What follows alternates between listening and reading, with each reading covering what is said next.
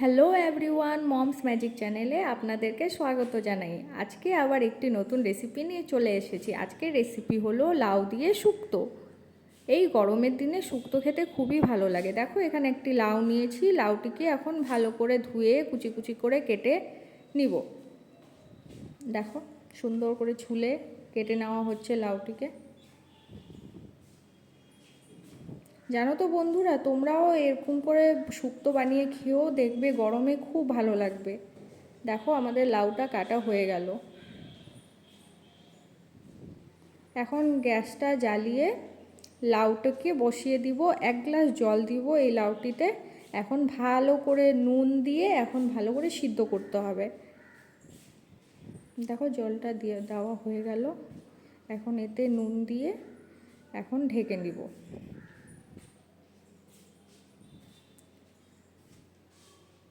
5 minute পর ঢাকনাটা খুলে দেখো, আমাদের লাউ ভালোভাবে সিদ্ধ হয়ে গেছে। লাউটা খুব কচি ছিল বলে তাড়াতাড়ি সিদ্ধ হয়ে গেছে। এখন আমরা একটা চালনিতে এই লাউটিকে ছেঁকে নিব। দেখো, এখানে সর্ষা, মেথি, রাঁধুনি, তেজপাতা, বড়ি, গ্রেট করা আদা, এগুলো সব আমাদের লাগবে। দেখো, গ্যাসটা জ্বালিয়ে কড়াইটি গরম করতে বসিয়ে দিলাম। কড়াইটি গরম হয়ে যাওয়ার পর এতে সর্ষার তেল দিয়ে দিচ্ছি।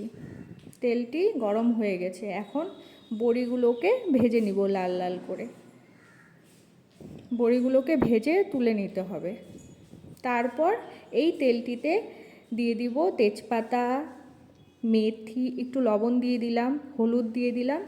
এখন মেথি, সর্ষা আর রাঁধুনি ফোড়ন দিয়ে নাড়াচাড়া করে এখন গ্রেট করা আদাগুলোকে দিয়ে দিব। দেখো, গ্রেট করা আদাগুলো দেওয়া হয়ে গেল। এখন নাড়াচাড়া করে এখন এতে লাউটা দিয়ে দিতে হবে। সেদ্ধ করে রাখা লাউটা এখন দিয়ে ভালো করে মিশিয়ে নিব।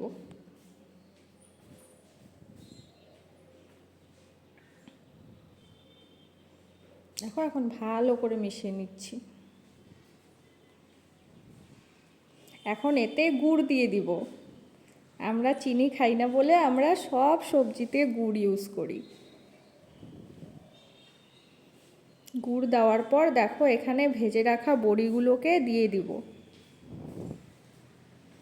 এখন ভালো করে নাড়াচাড়া করে এখন একটি পাত্রে 2 চামচের মতো চালের গুঁড়ো নিয়ে এটিকে ভালো করে মিশিয়ে নিতে হবে। দেখো, মিশাচ্ছি ভালো করে। মিশানোর পর এই মিশ্রণটিকে আমাদের এই শুক্তোর মধ্যে দিয়ে দিতে হবে। দেখো, দিয়ে এখন ভালো করে ফুটালেই আমাদের শুক্তো রেডি।